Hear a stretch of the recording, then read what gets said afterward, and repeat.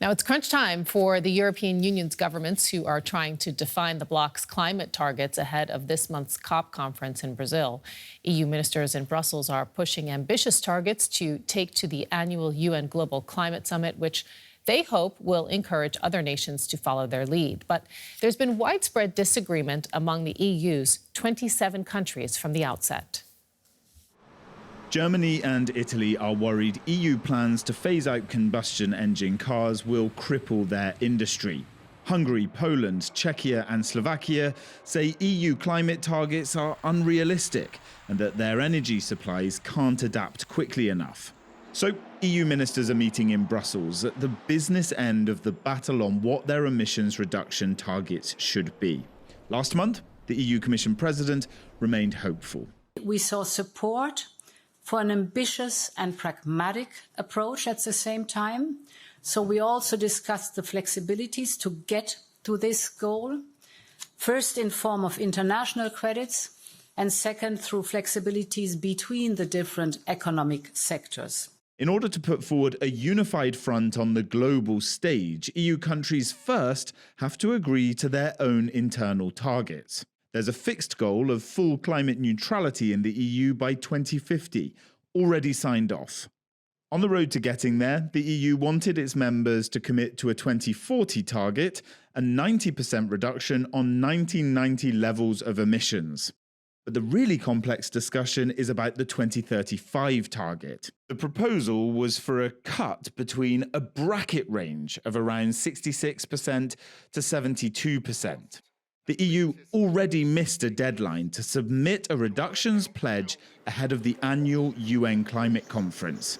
Climate watchers say heading to Brazil without a fixed number target would be a bad look for the EU. It would be a disastrous a signal to the rest of the world because, the number would be very large and clear. So that would be probably not good for the EU's international image. EU countries are also negotiating how much they can outsource this problem by paying other countries around the world to plant forests or capture carbon, doing their emissions reductions for them.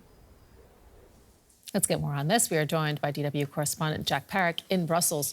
COP30 is just a few days away. Why are EU countries holding this last-minute meeting?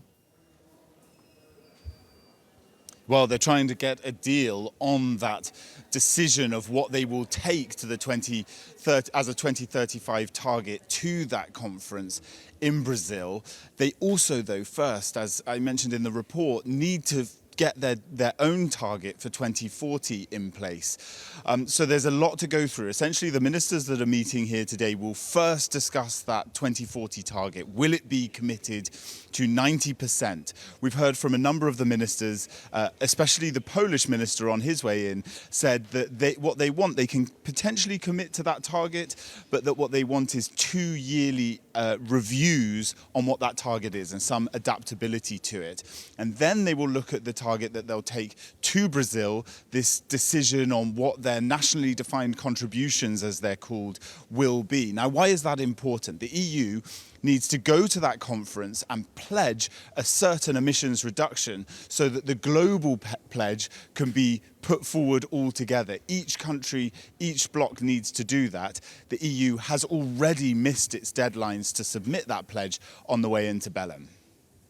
And we've heard a lot about internal divisions, Jack. Which country is pushing back hardest and what is it asking for?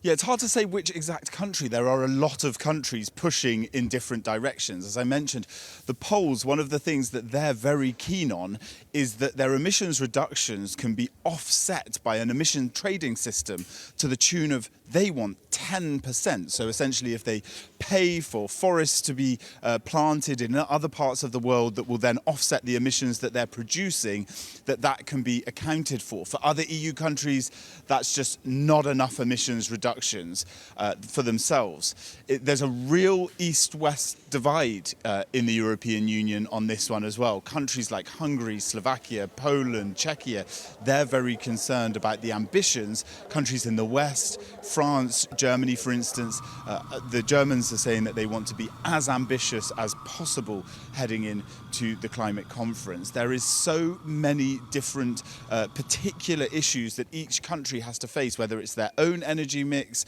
whether it's protecting the car industry like the Germans and the Italians are worried about. They all have a different set of proposals. One minister on the way in said, it is so divided around this table, and they know that potentially these meetings could go for many hours as they really try to thrash this one out and make sure that they get a deal to save their embarrassment otherwise. Just briefly before we go, Jack, what's the biggest thing at stake if the EU doesn't seal a deal today? Well, then they have to, if they don't get a deal, many of the ministers and many onlookers are saying that it would be catastrophic for the EU, which has considered itself the leader on climate change and the lead actor globally on climate change, to go to the COP30 without a specific agreement, a specific promise on their emissions reductions for 2035. There is a lot of pressure on these ministers to get a deal done today. Will they manage? Only time will tell. Jack Parrock in Brussels, thank you.